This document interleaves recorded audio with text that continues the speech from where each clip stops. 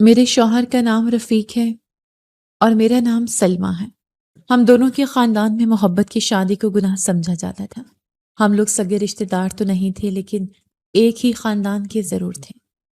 دراصل میرے گھر والے اور شفیق کے گھر والے آپس میں دور پار کے کزن لگتے تھے اور اسی وجہ سے ہر بات پر خاندان کی عزت اور روایات کا دباؤ بہت زیادہ تھا۔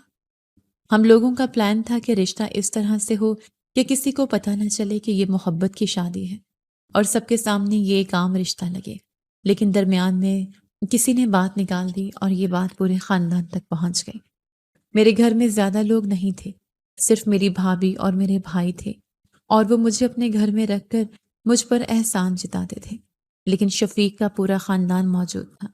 اس میں اس کی بہنیں بھی تھیں، اس کی بھابیاں بھی تھیں، اس کی امی ابو بھی تھے۔ جب ان کو یہ بات پتہ چلی تو سب بہت زیادہ غصے میں آ گئے۔ شفیق اپنے گھر کا چھوٹا بیٹا تھا اور اس کے گھر میں صرف ایک ہی شخص تھا جو اس کے حق میں تھا، اور وہ میرے سسر تھے جو شروع سے ہی نرم دل تھے اور انصاف کی بات کرتے تھے۔ گھر میں ویسے تو میری ساس کی بات چلتی تھی اور ان کا حکم سب مانتے تھے، لیکن میرے سسر کی بات کو بھی نظر انداز نہیں کیا جاتا تھا کیونکہ وہ عزت والے انسان تھے۔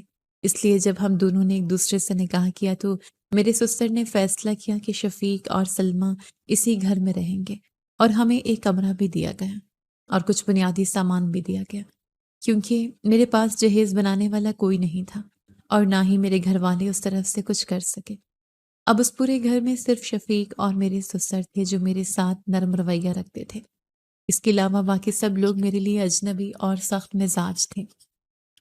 کبھی کوئی طعنہ دے دیتا، کبھی کوئی طنزیہ بات کہہ دیتا تھا۔ میری ساس نے اپنے خاندان سے ایک بڑی بہو پہلے ہی بیاہ کر لائی تھی، یعنی میری جٹھانی پہلے سے اس گھر میں موجود تھی، اور میری ساس اور میری جٹھانی نے آپس میں ایک مضبوط ٹیم بنا رکھی تھی، اور جیسے ہی میں اس گھر میں آئی تو دونوں نے مجھے الگ کر دیا اور مجھے ہر بات میں نشانہ بنایا۔ شفیق صاحب کام پر چلا جاتا تھا اور میں سارا دن گھر میں اکیلی رہتی تھی۔ وہ مزدوری کرتا تھا اور پورا دن سخت محنت میں گزارتا تھا، اس لیے میں نہیں چاہتی تھی کہ اس پر کوئی بوجھ ڈالوں۔ جب وہ رات کو واپس آتا تھا تو وہ مجھ سے پوچھتا تھا کہ سب کچھ ٹھیک ہے، تو میں اسے ہمیشہ یہی کہتی تھی کہ سب ٹھیک ہے، تاکہ وہ تھک کر آئے اور پریشان نہ ہو، کیونکہ وہ پہلے ہی سارا دن محنت کرتا تھا۔ یہ لوگ مجھے کئی بار کھانا دینے میں بھی غفلت کرتے تھے، لیکن میں شفیق کو یہ بتانے کی بجائے اسے یہی کہتی تھی کہ میں نے سب کے ساتھ بیٹھ کر کھانا کھا لیا ہے، تاکہ اس کے دل میں کوئی پریشانی نہ آئے اور وہ اپنے کام پر بھی توجہ دے سکے۔ میرے سسر اگر میرے حق میں کچھ بول دیتے یا میں ان سے بات کر لیتی تو باقی سب کو مسئلہ ہو جاتا تھا اور پورے گھر کا ماحول بدل جاتا تھا۔ میری ساس مجھے بار بار یہی کہتی تھی کہ بھاگ کے آئی ہے، بھاگ کے آئی ہے، اور یہ بات وہ سب کے سامنے بھی دہراتی تھی۔ ایک دن میرے ساتھ اس نے یہی بات پھر کہی تو میرے سسر نے اس کو روکا اور میں نے بھی ہمت کر کے جواب دے دیا۔ میں نے کہا کہ میں بھاگ کے نہیں آئی، مجھے رخصت کرا کے لایا گیا ہے، نکاح ہوا ہے اور میں اپنے شوہر سے محبت کرتی ہوں۔ میری ساس نے غصے میں کہا کہ محبت کا ہم کیا کریں، ہمیں تو عزت چاہیے اور تم نے ہمارے خاندان کی عزت خراب کر دی ہے۔ تم اس گھر کی پہلی لڑکی بن گئی ہو جو محبت کر کے آئی ہے۔ اگر ماں باپ سر پر ہوتے تو شاید وہ اسے روکتے، لیکن اس کے سر پر کوئی نہیں تھا، اس لیے اس نے یہ سب کیا۔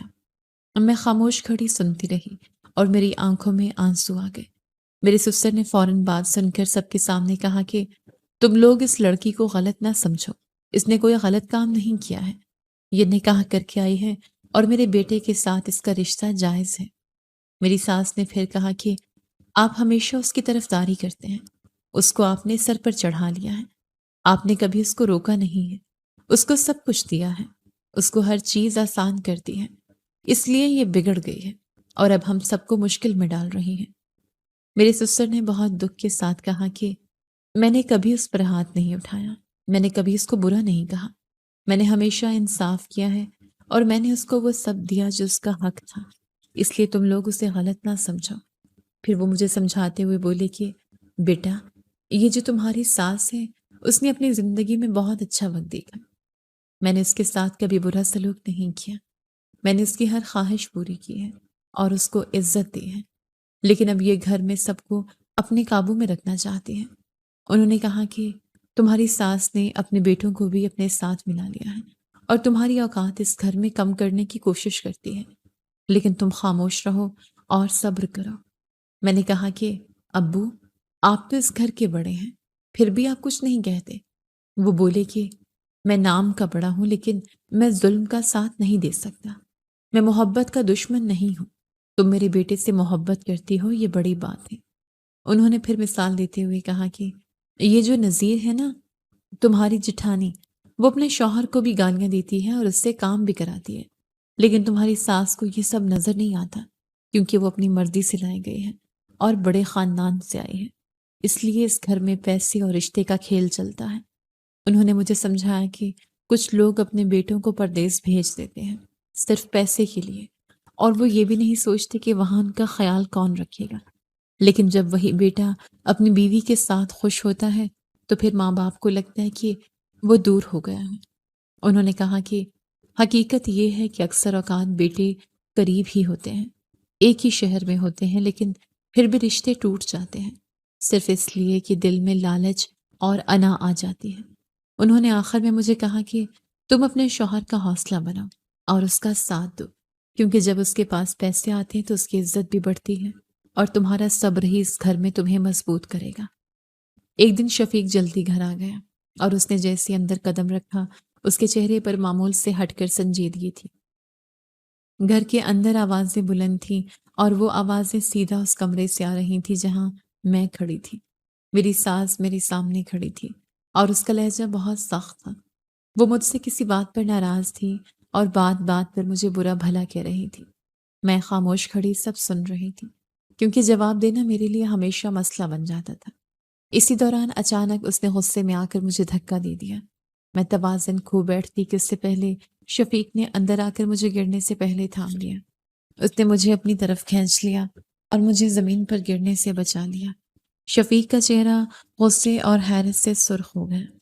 وہ فوراً اپنی ماں کی طرف متوجہ ہوا اور کہا کہ یہ کیا کر رہی ہیں آپ نے اس کو دھکا کیوں دیا؟ آخر اس نے ایسا کیا کیا ہے؟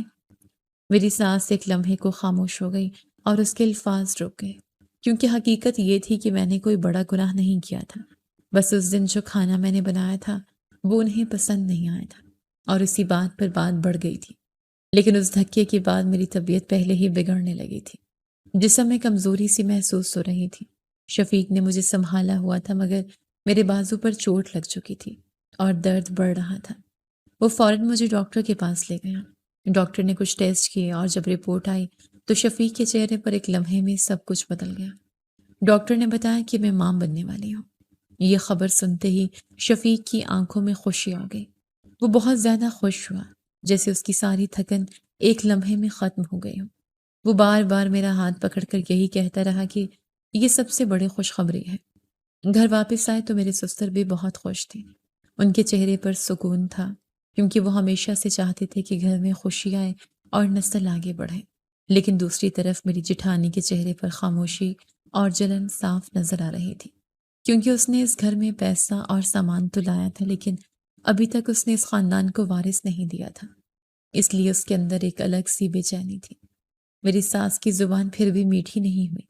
وہ میرے ساتھ پہلے جیسا رویہ رکھتی رہی، لیکن باقی گھر والے خوش تھے اور ماحول کچھ دیر کے لیے نرم ہو گیا تھا۔ رات کو جب سب سو گئے تو شفیق خاموشی سے بیٹھا رہا، پھر اچانک اس کی آنکھوں میں آنسو آ گئے۔ میں نے حیرت سے اس کی طرف دیکھا اور پوچھا کہ کیا ہوا؟ آپ کیوں رو رہے ہیں؟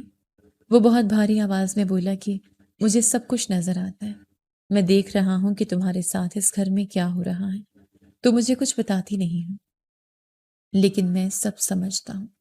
تمہیں دھکے تک دیے جاتے ہیں اور تم پھر بھی سب برداشت کرتے ہو۔ میں نے اس کا ہاتھ پکڑ کر کہا کہ اگر میں آپ کو بتاؤں بھی تو کیا ہوگا؟ سب لوگ ایک ہیں اور پھر بات اور بڑھ جائے گی۔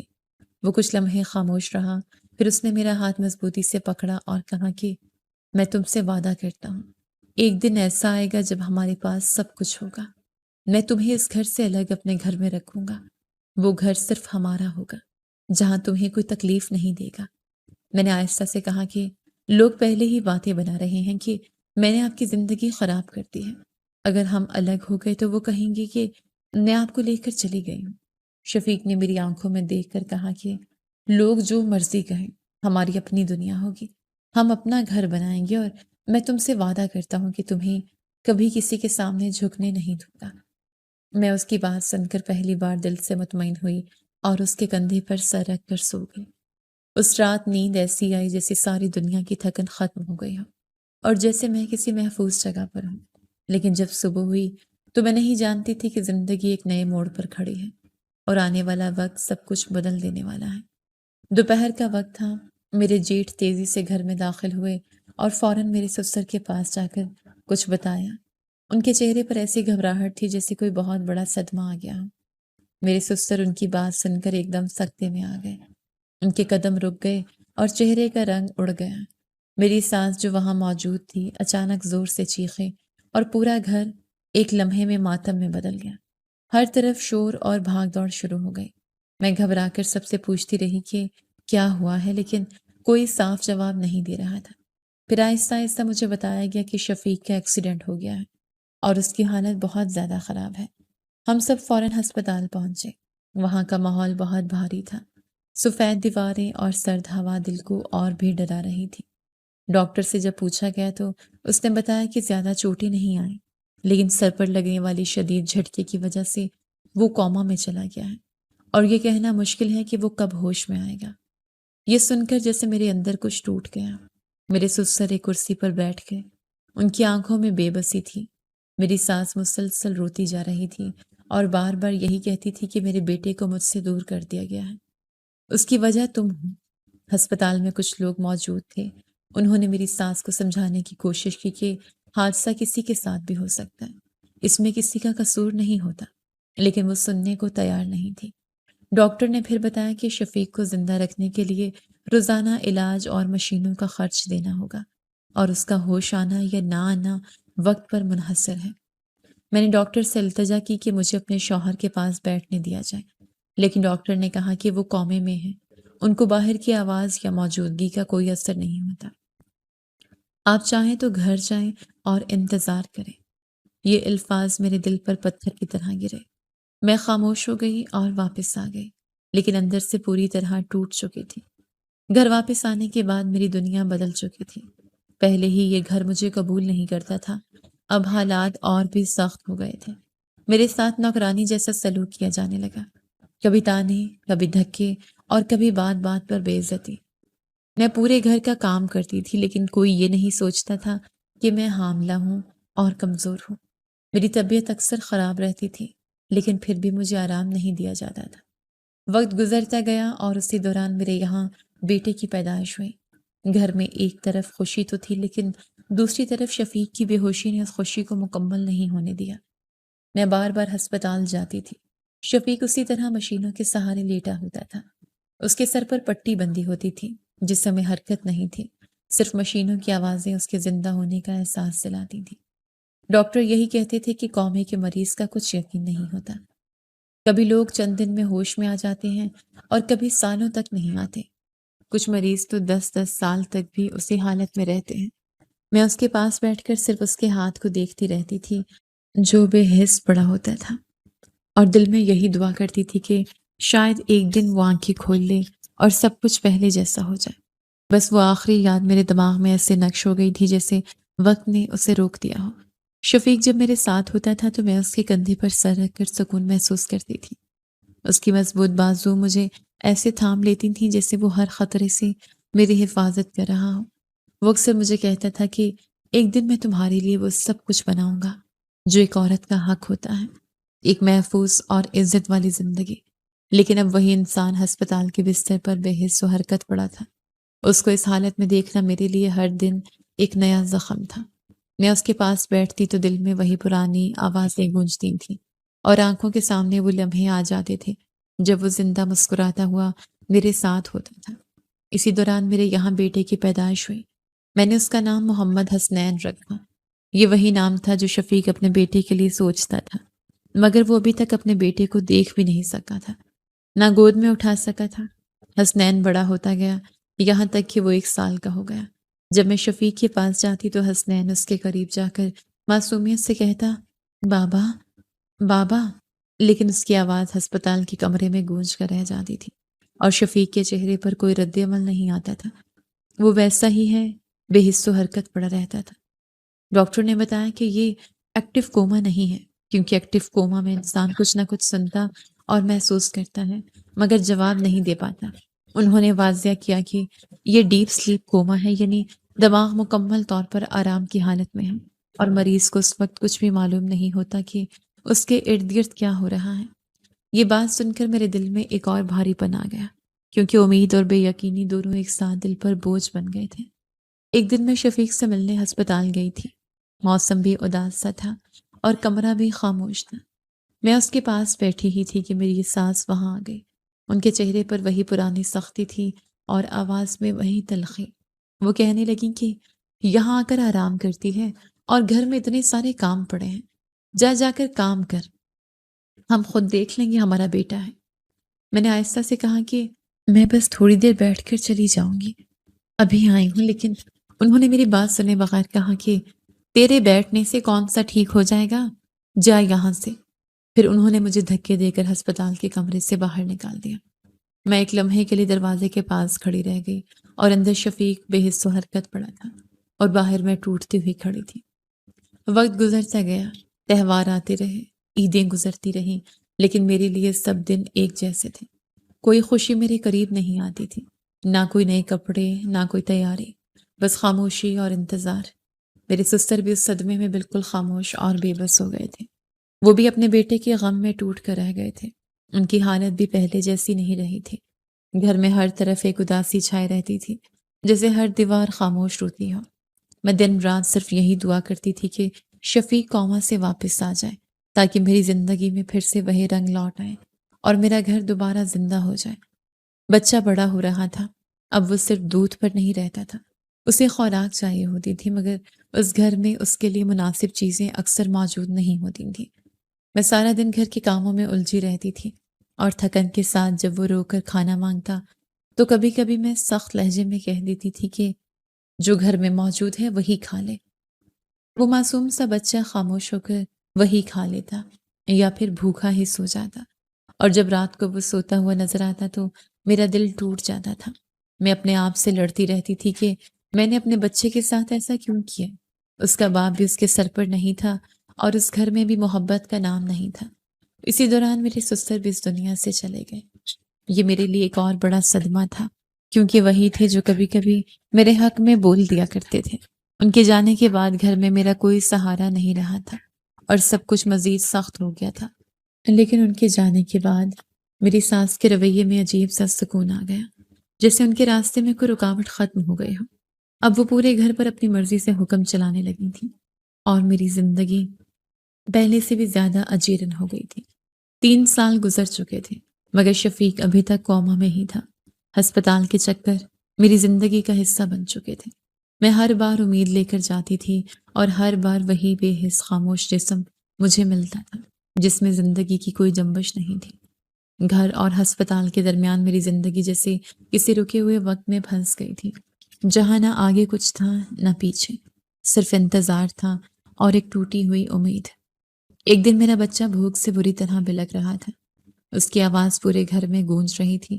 وہ مسلسل میرے کپڑے پکڑ کر دودھ یا کھانا مانگ رہا تھا، لیکن اس وقت گھر میں کچھ بھی موجود نہیں تھا جس سے اس کا پیٹ بھر سکے۔ میں بار بار کچن کی طرف دیکھ رہی تھی اور دل ہی دل میں پریشان ہو رہی تھی کہ اب کیا کروں۔ کچن میں ایک پلیٹ میں بھنا ہوا گوشت رکھا ہوا تھا۔ اس دن میرے دیور کی شادی کے بعد نئی بہو گھر میں آئی تھی اور اسی کے لیے خاص طور پر وہ کھانا بنایا گیا تھا۔ سب لوگ اسی تیاری میں تھے اور ہر طرف ایک طرح کی خوشی کا ماحول تھا، مگر میرے کمرے میں صرف بھوک اور بے بسی تھی۔ میرا بچہ رو رو کر بے حال ہو رہا تھا۔ میں اس کی حالت دیکھ کر ٹوٹ رہی تھی۔ اس کی آنکھوں میں آنسو تھے اور اس کا جسم بھوک سے کمزور ہو رہا تھا۔ میں نے اس پلیٹ کی طرف دیکھا اور دل میں ایک جنگ شروع ہو گئی۔ ایک طرف اصول تھے اور دوسری طرف میرا بھوکا بچہ۔ میں نے خود سے کہا کہ آج میں اپنے بچے کو بھوکا نہیں رہنے دوں گی، چاہے کچھ بھی ہو جائے۔ زیادہ سے زیادہ یہی ہوگا کہ مجھے ڈانٹ پڑے گی یا تھپڑ مار دیں گے۔ میں وہ سب برداشت کر لوں گی مگر اپنے بچے کو بھوکا نہیں دیکھ سکتی۔ میں نے وہ گوشت اٹھایا اور اپنے بیٹے کو کھلانا شروع کر دیا۔ وہ معصومیت سے کھانے لگا اور پہلی بار اس کے چہرے پر سکون آیا۔ میں اس کے چہرے کو دیکھ کر تھوڑا مطمئن ہوئی کہ کم از کم اس کی بھوک تو ختم ہو رہی ہے، لیکن اسی لمحے میری نئی نویلی دیورانی وہاں آ گئی۔ اس نے مجھے دیکھتے ہی سخت لہجے میں کہا کہ تمہیں شرم نہیں آتی؟ تمہارا شوہر اس دنیا سے چلا گیا ہے اور تم یہاں کھڑی ہو کر گوشت کے مزے لے رہی ہو۔ یہ بات سنتے ہی میرے ہاتھ کانپ گئے اور میرے بیٹے کے منہ میں جو نوالا تھا وہ میرے حلق میں اٹک گیا۔ میں کچھ بول نہ سکی، بس اس کے چہرے کو دیکھتی رہ گئی۔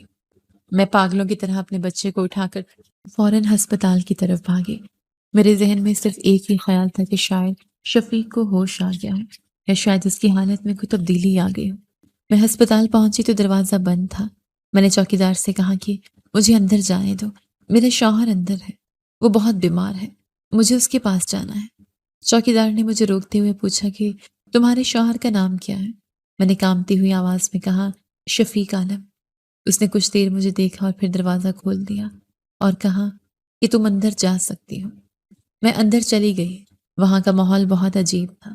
ایک طرف خاموشی تھی اور دوسری طرف سفید دیواریں تھیں جو دل کو اور بھی اداس کر رہی تھیں۔ میں ایک کمرے میں پہنچی جہاں ایک ڈاکٹر کھڑا تھا۔ اس نے مجھے دیکھا اور پوچھا کہ کیا آپ شفیق عالم کی بیوی ہیں؟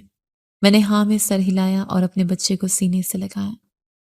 اسی وقت وہاں ایک میاں بیوی بیٹھی تھے جو بہت امیر لگ رہے تھے۔ ان کے کپڑے مہنگے تھے اور ان کے چہرے پر ایک سنجیدگی تھی جیسے وہ کسی اہم کام کے لیے آئے ہوں۔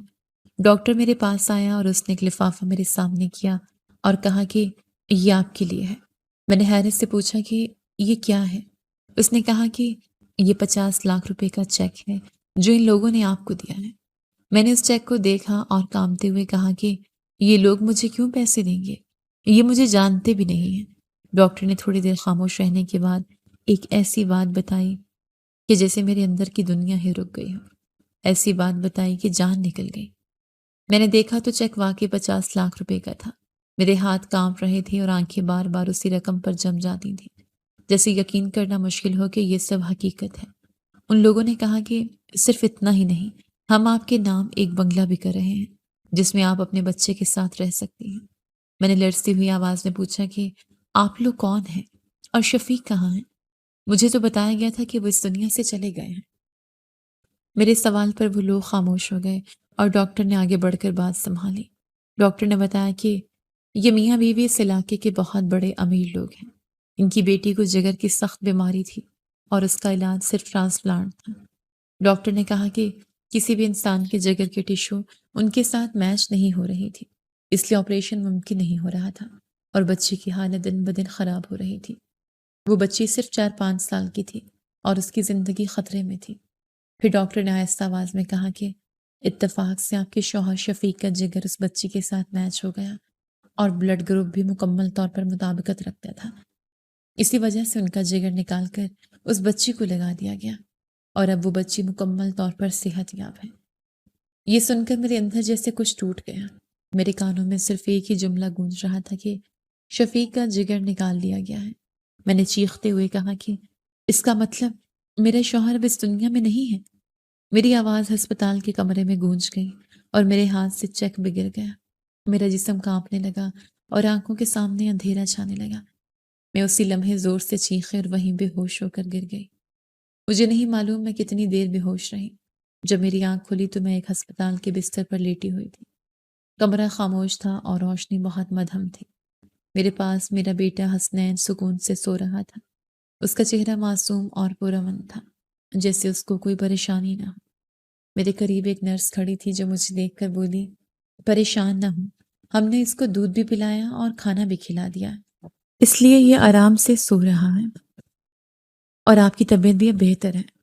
آپ بے ہوش ہو گئی تھی۔ میں نے آہستہ سے کہا کہ طبیعت تو ٹھیک ہے لیکن قسمت خراب ہے۔ میرا شوہر کہاں ہے؟ میں اسے دیکھنا چاہتی ہوں۔ میرے اندر ایک ہی خیال چل رہا تھا کہ شاید میں ایک آخری بار شفیق کو دیکھ لوں، چاہے وہ کسی حالت میں بھی ہو۔ میں صرف اسے الوداع کہنا چاہتی تھی۔ نرس نے مجھے دیکھا اور کہا کہ آپ میرے ساتھ آئیں، میں آپ کو لے چلتی ہوں۔ اس نے دوسری نرس کو کہا کہ حسنین کے پاس کھڑی رہو، اگر یہ جاگی تو اسے ہمارے پاس لے آنا، بچہ ہے کہیں ڈر نہ جائے۔ پھر وہ مجھے ساتھ لے کر چلنے لگی۔ میں ہر قدم پر کانپ رہی تھی۔ میرا دل زور زور سے دھڑک رہا تھا جیسے ابھی سینے سے باہر آ جائے گا۔ مجھے اندازہ تھا کہ مجھے شفیق کے پاس لے جایا جا رہا ہے، لیکن میں اس کو اس حالت میں دیکھنے کا حوصلہ نہیں رکھتی تھی۔ میرے ذہن میں بار بار یہی سوال آ رہا تھا کہ یہ سب کیوں ہوا؟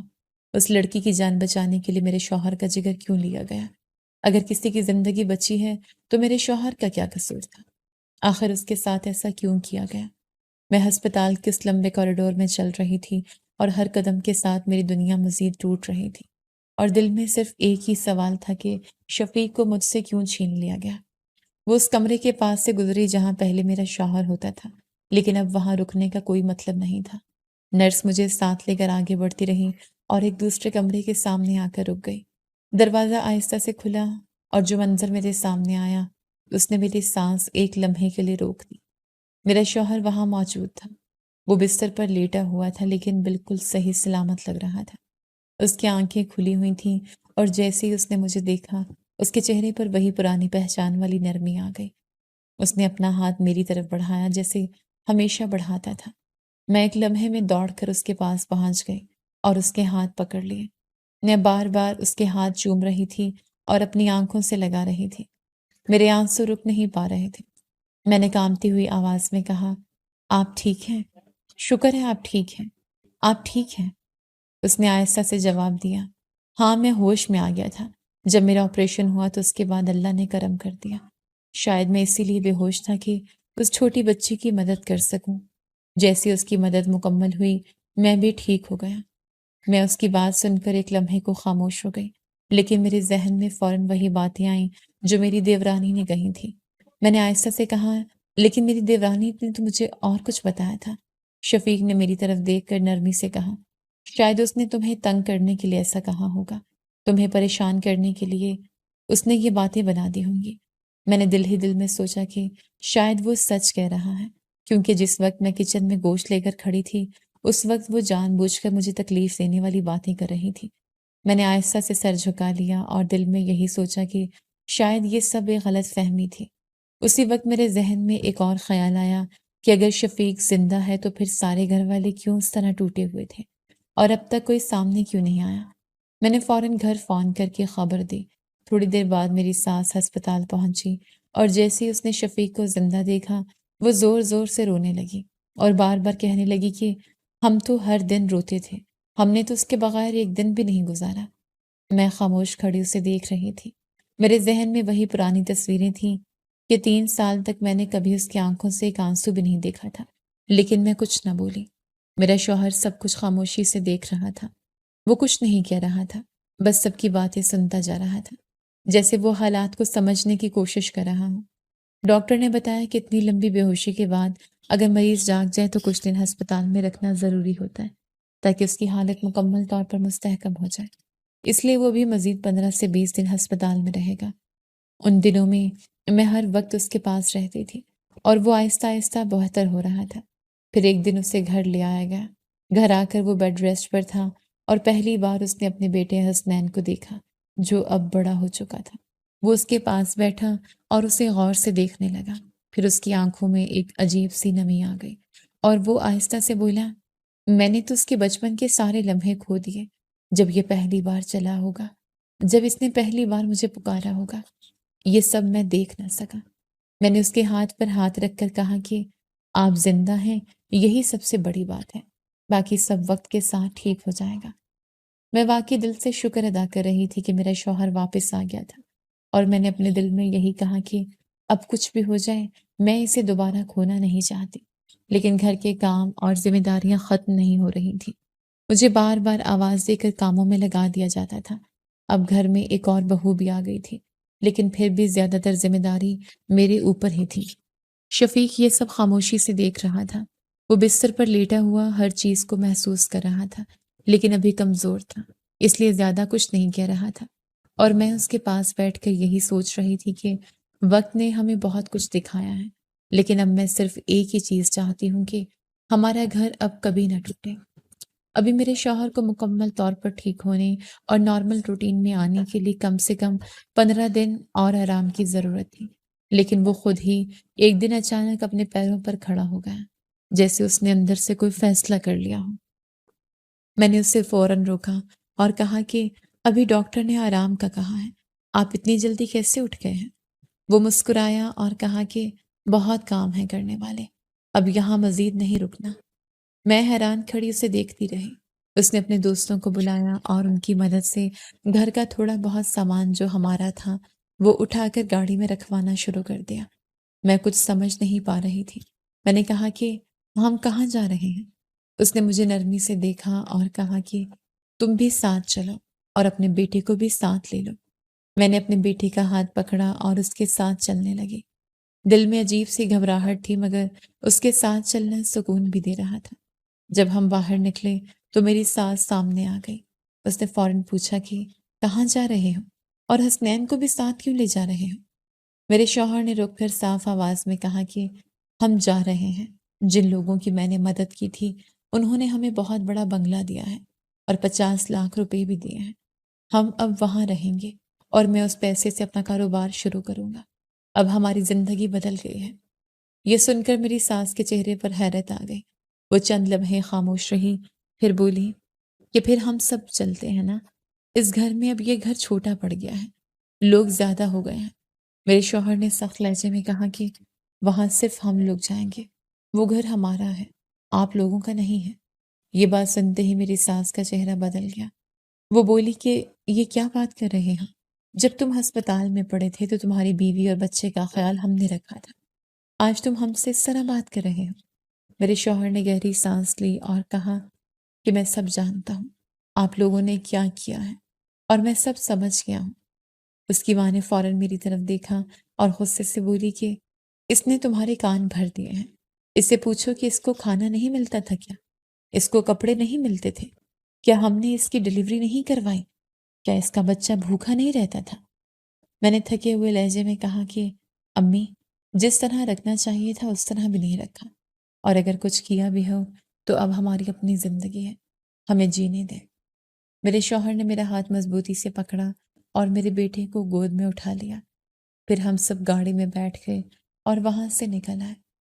اس لمحے مجھے یقین نہیں آ رہا تھا کہ میری زندگی میں بھی ایسا وقت آئے گا۔ میں نے بہت ذلت دیکھی تھی، بہت تکلیفیں دیکھی تھیں، لیکن اب جیسے سب کچھ بدل رہا تھا۔ گاڑی جب چلنے لگی تو میں نے پیچھے مڑ کر گھر کو دیکھا۔ وہ گھر جہاں میں نے سالوں تک آنسو بہائے تھے وہ اب پیچھے رہ رہا تھا۔ ہم ایک نئے شہر کی طرف جا رہے تھے اور میرے دل میں خوف بھی تھا اور امید بھی۔ جب ہم وہاں پہنچے تو سامنے وہی لوگ کھڑے تھے جنہوں نے ہماری مدد کی تھی۔ وہ دونوں میاں بیوی تھے اور ان کے چہرے پر سکون تھا۔ انہوں نے ہمیں دیکھتے ہی کہا کہ آپ لوگ آ گئے، ہم آپ کا انتظار کر رہے تھے۔ انہوں نے ہمیں ایک بڑا بنگلہ دکھایا جو بہت خوبصورت تھا۔ اس کے باہر کھلا صحن تھا اور اندر ہر چیز موجود تھی جو ایک گھر میں ہوتی ہے۔ انہوں نے بتایا کہ ہم 6 مہینے یہاں رہے ہیں اور اب ہم جا رہے ہیں۔ یہ گھر اب آپ کا ہے اور جو سامان ہے وہ بھی ہم نے چھوڑ دیا ہے۔ ہم یہ سب آپ سے واپس نہیں لے رہے۔ میں خاموش کھڑی سب دیکھ رہی تھی۔ میری آنکھوں سے آنسو نکل آئے مگر یہ آنسو دکھ کے نہیں تھے، یہ شکر کے تھے۔ میرا بیٹا حسنین خوشی سے بھاگ کر صحن میں چلا گیا اور وہاں کھیلنے لگا۔ اس کے چہرے پر پہلی بار ایسی مسکراہٹ تھی جو میں نے پہلے نہیں دیکھی تھی۔ وہ لوگ ہمیں کہہ کر چلے گئے کہ ہم آپ کی نوکری بھی لگوا دیں گے اور تنخواہ کم سے کم 2.5 لاکھ روپے ہوگی۔ میں نے اپنے شوہر کی طرف دیکھا اور میرے دل میں پہلی بار سکون آیا۔ میرے پاس گھر تھا، نوکری تھی، پیسہ تھا اور سب سے بڑھ کر میرا شوہر میرے ساتھ تھا۔ شفیق نے میرا ہاتھ پکڑا اور آہستہ سے کہا کہ چلو اب اپنے گھر کے اندر چلتے ہیں۔ میں اس کے ساتھ اندر چلنے لگی اور میری آنکھوں میں خوشی کے آنسو تھے۔ اس نے میری طرف دیکھ کر کہا کہ اب نہیں رونا۔ میں مسکرا دی اور پہلی بار محسوس کیا کہ شاید میری زندگی واقعی بدل گئی ہے۔ شفیق نے 15-20 دن بعد نوکری پر جانا شروع کر دیا تھا اور میری زندگی جیسے پہلی بار سانس لے رہی تھی۔ اب میں اپنے گھر میں اپنی مرضی سے رہتی تھی، اپنی مرضی سے کھانا پکاتی تھی اور سکون سے اپنے شوہر اور بیٹے کے ساتھ کھاتی تھی۔ اب کوئی مجھے آوازیں دے دے کر ذلیل نہیں کرتا تھا، نہ کوئی تانے دیتا تھا، نہ کوئی کھانے کے نوالے گنتا تھا۔ گھر کے ہر کمرے میں سکون تھا اور اس سکون کی مجھے برسوں سے خواہش تھی۔ صبح جب شفیق کام پر جانے کے لیے تیار ہوتا تو حسنین دوڑ کر اس کے پاس جاتا اور اس کی ٹانگوں سے لپٹ جاتا۔ شفیق ہنس کر اسے گود میں اٹھا لیتا اور اس کے گال چومتا، پھر میری طرف دیکھ کر مسکراتا اور کہتا کہ دیکھو ہمارا بیٹا کتنا شرارتی ہو گیا ہے۔ میں دروازے کے پاس کھڑے ان دونوں کو دیکھتی رہتی اور دل ہی دل میں اللہ کا شکر ادا کرتی کہ جس انسان کو میں نے برسوں بے حس و حرکت بستر پر پڑا دیکھا تھا، آج وہ میرے سامنے اپنے قدموں پر کھڑا ہے۔ جب وہ شام کو واپس آتا تو میں اس کے لیے اس کی پسند کا کھانا بناتی، کبھی سالن، کبھی پلاؤ، کبھی چائے کے ساتھ پکوڑے، اور وہ ہر چیز شوق سے کھاتا اور بار بار یہی کہتا کہ تمہارے ہاتھ کے کھانے جیسا سکون کہیں نہیں ملا۔ میری زندگی واقعی بدل گئی تھی۔ وہی شفیق جس نے کبھی میرے آنسو دیکھ کر وعدہ کیا تھا کہ ایک دن سب ٹھیک ہو جائے گا، اس کا وعدہ سچ ہو گیا تھا۔ اب میرا بیٹا بھی بہت خوش رہنے لگا تھا۔ پہلے وہ ایک نوالے کے لیے ترستا تھا اور اب اس کے سامنے ہر چیز موجود تھی۔ پھل، فروٹ، دودھ، بسکٹ، کھلونے، کپڑے، ہر وہ چیز جو ایک بچے کی ضرورت ہوتی ہے، بلکہ کئی بار ضرورت سے زیادہ بھی۔ وہ لوگ بھی اکثر ہمارے گھر آتے تھے جن کی بیٹی کی جان شفیق کی وجہ سے بچی تھی۔ اب وہ صرف جان پہچان والے نہیں رہے تھے، بلکہ وہ ہماری فیملی فرینڈ بن گئے تھے۔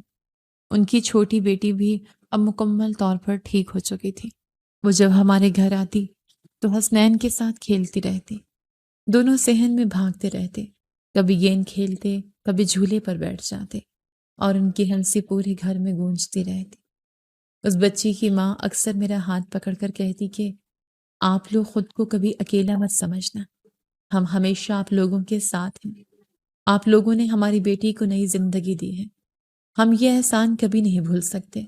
ان کی باتیں سن کر میرے دل میں عجیب سا سکون آتا تھا، کیونکہ برسوں بعد پہلی بار مجھے احساس ہوا تھا کہ دنیا میں اچھے لوگ بھی ہوتے ہیں۔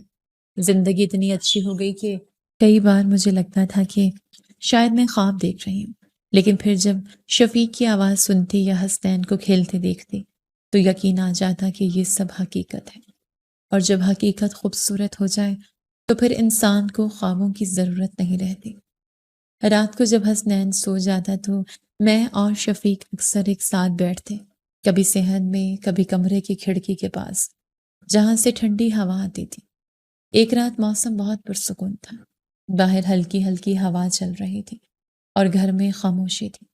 شفیق میرے پاس بیٹھا تھا اور کافی دیر تک خاموش رہنے کے بعد اس نے اچانک مجھ سے پوچھا کہ جب میں بے ہوش تھا تب تم پر جو ظلم ہوئے وہ سب مجھے بتاؤ۔ میں چند لمحے خاموش رہی، پھر آہستہ سے کہا کہ اب وہ وقت گزر گیا ہے، آپ کو بتا کر کیا کرنا ہے؟ اس نے میری طرف دیکھا اور بولا کہ نہیں، مجھے جاننا ہے، مجھے پتہ چلنا چاہیے کہ لوگ کتنی حد تک گر چکے تھے اور تم نے کیا کچھ برداشت کیا۔ میں اس کے چہرے کو دیکھتی رہی، اس کی آنکھوں میں سنجیدگی تھی اور دل میں درد۔ میں نے دھیرے دھیرے اسے سب کچھ بتانا شروع کیا، کیسے مجھے بھوکا رکھا جاتا تھا، کیسے مجھے تانے دیے جاتے تھے، کیسے ہسپتال سے دھکے دے کر نکالا گیا تھا، کیسے میں نے حسنین کو بھوک میں روتے دیکھا اور کیسے میں ہر رات اکیلے بیٹھ کر روتی تھی۔ میں بولتی جا رہی تھی اور شفیق خاموش بیٹھا سنتا جا رہا تھا۔ جب میں نے اسے بتایا کہ کئی بار حسنین بھوکا سو جاتا تھا تو اس کی آنکھوں میں آنسو آ گئے۔ اس نے فوراً اپنا چہرہ دوسری طرف کر لیا، جیسے وہ اپنے آنسو مجھ سے چھپانا چاہتا ہو۔ پھر اس نے دھیمی آواز میں کہا کہ تم نے یہ سب کیسے برداشت کیا ہوگا سلمیٰ؟ میں نے ہلکی سی مسکراہٹ کے ساتھ کہا کہ شاید اس لیے برداشت کر لیا کیونکہ مجھے یقین تھا کہ آپ واپس آ جائیں گے۔ وہ میری بات سن کر خاموش ہو گیا، پھر اس نے میرا ہاتھ پکڑ لیا اور کافی دیر تک کچھ نہیں بولا۔ اس رات اس کے ہاتھ کی گرمی میں مجھے وہی پرانا سکون محسوس ہو رہا تھا جو برسوں پہلے محسوس ہوتا تھا۔ میں نے آہستہ سے کہا کہ میں تو اب وہ سب بھول گئی ہوں کیونکہ آپ واپس آ گئے ہیں، اور میرے لیے یہ سب سے بڑی خوشی ہے شفیق۔ شفیق نے میری طرف دیکھا اور اس کی آنکھوں میں محبت تھی، وہ محبت جو ہر مشکل، ہر آزمائش کے بعد بھی ختم نہیں ہوئی تھی، بلکہ پہلے سے زیادہ مضبوط ہو گئی تھی۔ کہتے ہیں کہ انسان کبھی کبھی کچھ گناہ ایسے بھی کر جاتا ہے کہ اگر دوسرا انسان اسے معاف کر دے تب بھی اللہ معاف نہیں کرتا۔ شاید اسی لیے وقت ایک دن سب کے سامنے سچ رکھ دیتا ہے۔ میرے سسرال والوں کے ساتھ بھی کچھ ایسا ہی ہونے والا۔ ان کے اپنے اعمال کا نتیجہ آہستہ آہستہ ان کے سامنے آ رہا تھا اور میں دور بیٹھ کر سب کچھ دیکھ رہی تھی۔ جو نئی بہو وہ بڑے شوق سے گھر میں لائے تھے، یعنی میری دیورانی، اس نے آتے ہی پورے گھر کا رنگ بدل دیا تھا۔ شروع میں سب اس کی تعریفیں کرتے تھے، اس کی ہر بات مانتے تھے، لیکن آہستہ آہستہ اس نے سب کو اپنے اشاروں پر نچانا شروع کر دیا تھا۔ وہ میرے دیور کو گھر والوں کے خلاف کرنے لگی تھی۔ پہلے وہ ہر بات اپنی ماں سے پوچھتا تھا، مگر اب اس کی ہر بات صرف اپنی بیوی کے گرد گھومتی تھی۔ وہ گھر میں کسی کی عزت نہیں کرتا تھا اور نہ ہی کسی کی سنتا تھا۔ آخر ایک دن خبر آئی کہ وہ اپنی بیوی کو لے کر ہمیشہ کے لیے باہر کے ملک جا رہا ہے۔ میری ساس جس بیٹے پر سب سے زیادہ مان کرتی تھی، وہی اب اسے چھوڑ کر جا رہا تھا۔ ادھر میری جٹھانی نذیرہ کے ساتھ بھی زندگی نے عجیب فیصلہ کیا تھا۔ وہ ہمیشہ مجھ پر فخر جتاتی تھی کہ وہ بڑے خاندان سے آئے ہیں اور اس کی عزت مجھ سے زیادہ ہے، مگر آخرکار ڈاکٹروں نے صاف کہہ دیا کہ وہ کبھی ماں نہیں بن سکتی۔ یہ خبر سن کر پورا گھر خاموش ہو گیا تھا۔ مجھے اس کے لیے دکھ ضرور ہوا، کیونکہ اولاد کی خواہش ہر عورت کے دل میں ہوتی ہے، لیکن دل کے کسی کونے میں یہ بات بھی تھی کہ اگر اس نے حسنین کے ساتھ محبت کی ہوتی، اگر وہ میرے بچے سے نفرت نہ کرتی، تو شاید اللہ اس کے دل میں بھی سکون ڈال دیتا۔ وہ چاہتی تو حسنین کو اپنے بچے کی طرح اپنا سکتی تھی، مگر اس نے ہمیشہ اس کے ساتھ دشمنی ہی نبھائی تھی۔ میرے جیٹھ نے آخرکار دوسری شادی کا فیصلہ کر لیا تھا، اور یہ بات نذیرہ کے لیے سب سے بڑا صدمہ بن گئی تھی۔ ادھر میری ساس بھی بیمار ہو گئی تھی۔ اب وہ زیادہ تر چارپائی پر پڑی رہتی تھی، اور جسم میں اتنی طاقت بھی نہیں بچی تھی کہ خود سے اٹھ کر پانی پی سکے۔ شفیق جب ان سے مل کر آیا تو اس نے مجھے بتایا کہ امی کی حالت بہت خراب ہے، اور حیرت کی بات یہ ہے کہ جس نذیرہ پر وہ جان دیتی تھی، وہی اب ان کی خدمت نہیں کرتی۔ 4 دفعہ آواز دیتی ہیں تو 1 دفعہ آتی ہیں۔ میں کچھ دیر خاموش رہی، پھر میں نے شفیق سے کہا کہ آپ اپنی ماں سے ملنے جایا کریں، آخر ماں ہے آپ کی۔ شفیق نے میری طرف دیکھا اور آہستہ سے کہا کہ ہاں میں جاؤں گا، کیونکہ وہ میری ماں ہے، لیکن میں ان لوگوں کو کبھی معاف نہیں کروں گا۔ پھر وہ خاموش ہو گیا اور کچھ دیر بعد بولا کہ انسان جو بوتا ہے وہی کاٹتا ہے، ہم کچھ نہیں کر سکتے، یہ سب ان کے اپنے رویوں کا نتیجہ ہے۔ میں اس کی بات سن کر خاموش ہو گئی، کیونکہ حقیقت یہی تھی، وقت نے سب کو ان کے اعمال کا جواب دینا شروع کر دیا تھا۔ ادھر ہماری زندگی پہلے سے زیادہ خوبصورت ہوتی جا رہی تھی۔ حسنین اب بڑا ہو رہا تھا، اس کی ہنسی پورے گھر میں گونجتی تھی۔ وہ اسکول جانے لگا تھا اور ہر روز نئی نئی باتیں سیکھ کر آتا تھا۔ وہ اپنے بابا کے ساتھ بہت خوش رہتا تھا، کیونکہ شفیق اب ایک لمحے کے لیے بھی اس سے دور نہیں ہونا چاہتا تھا۔ وہ اکثر اسے سینے سے لگا کر کہتا کہ میں نے تمہارا بچپن کھو دیا ہے، اب میں تمہاری ہر خوشی اپنے سامنے دیکھنا چاہتا ہوں۔ میں بھی اپنی زندگی میں پہلی بار مکمل سکون محسوس کر رہی تھی، اور پھر اللہ نے ہمیں ایک اور خوشخبری دی۔ میں دوبارہ ماں بننے والی تھی۔ جب میں نے شفیق کو یہ خبر دی تو اس کی آنکھوں میں خوشی آ گئی۔ وہ فوراً سجدے میں گر گیا اور اللہ کا شکر ادا کرنے لگا۔ اب وقت گزرتا گیا اور پھر اللہ نے مجھے ایک اور بیٹے سے نوازا۔ ہم نے اس کا نام علی رکھا۔ جب شفیق نے پہلی بار علی کو گود میں اٹھایا تو اس کی آنکھوں میں عجیب سی چمک تھی۔ وہ بار بار اس کے چھوٹے چھوٹے ہاتھ چوم رہا تھا اور کہہ رہا تھا کہ اب میرا گھر مکمل ہو گیا ہے۔ میرے دونوں بیٹے میرے سامنے کھیلتے تھے اور میں اکثر بیٹھ کر انہیں دیکھتی رہتی تھی۔ کئی بار مجھے یقین نہیں آتا تھا کہ یہ وہی زندگی ہے جہاں کبھی میرا بچہ بھوک سے سو جاتا تھا اور میں آنسو چھپا کر رات گزارتی تھی۔ اب ہمارے گھر میں ہر چیز تھی، سکون تھا، عزت تھی، محبت تھی۔ میرے شوہر کی تنخواہ بھی بہت اچھی ہو گئی تھی، اور اس نے ساتھ میں ایک چھوٹا سا کاروبار بھی شروع کیا ہوا تھا، جو دن بدن بہتر ہوتا جا رہا تھا۔ گھر خوبصورت تھا اور سب سے بڑھ کر اس گھر میں سکون تھا۔ وہ لوگ بھی اب ہمارے اپنے جیسے بن گئے تھے جن کی بیٹی کی جان بچی تھی۔ وہ ہر خوشی اور مشکل میں ہمارے ساتھ کھڑے رہتے تھے۔ ان کی بیٹی بھی اب بڑی ہو رہی تھی اور حسنین اور علی دونوں کے ساتھ کھیلتی تھی۔ کئی بار میں رات کو اپنے گھر کے صحن میں بیٹھتی اور پرانی زندگی یاد کرتی تو دل کانپ اٹھتا۔ مجھے وہ دن یاد آتے جب میں ایک نوالی کے لیے ترستی تھی، جب ہسپتال کے دروازوں پر کھڑی رو رہی ہوتی تھی، جب میرا شوہر بے حس و حرکت بستر پر پڑا تھا اور مجھے معلوم نہیں تھا کہ زندگی کبھی ٹھیک بھی ہوگی یا نہیں، لیکن پھر میں اپنے بچوں کی ہنسی سنتی، اپنے شوہر کو اپنے سامنے دیکھتی اور دل سے صرف ایک ہی دعا نکلتی کہ یا اللہ تیرا لاکھ لاکھ شکر ہے۔ زندگی نے مجھے یہ سکھا دیا تھا کہ صبر کبھی ضائع نہیں جاتا اور ظلم کرنے والا ایک دن ضرور اپنے انجام تک پہنچتا ہے۔ اور شاید اصل خوشی یہی ہوتی ہے کہ انسان بہت کچھ کھونے کے بعد بھی محبت اور سکون کو دوبارہ پالے۔ انسان جگر کے صرف 20% حصے کے ساتھ بھی زندہ رہ سکتا ہے اور جگر ڈونیٹ کر سکتے ہیں، کیونکہ جگر پھر سے بن جاتا ہے۔ انسان کو کبھی بھی کسی کمزور یا بے سہارا انسان پر ظلم نہیں کرنا چاہیے، کیونکہ وقت ہمیشہ ایک جیسا نہیں رہتا۔ جو لوگ دوسروں کو تکلیف دیتے ہیں، ایک دن وہ خود بھی اسی درد کا سامنا کرتے ہیں۔ سلمیٰ نے اپنی زندگی میں بہت تکلیفیں برداشت کی، مگر اس نے صبر کا دامن نہیں چھوڑا اور اپنے شوہر کا ساتھ نبھایا۔ آخر کار اللہ نے اس کے صبر اور سچی محبت کا اجر اسے خوشیوں کی صورت میں دیا۔ دولت اور بڑے خاندان سے زیادہ اہم انسان کا اخلاق اور کردار ہوتا ہے۔ جو لوگ محبت اور عزت دیتے ہیں وہی اصل میں بڑے لوگ ہوتے ہیں۔ شفیق نے مشکل وقت میں اپنی بیوی کو نہیں چھوڑا اور سلمیٰ نے بھی ہر حال میں وفاداری نبھائی۔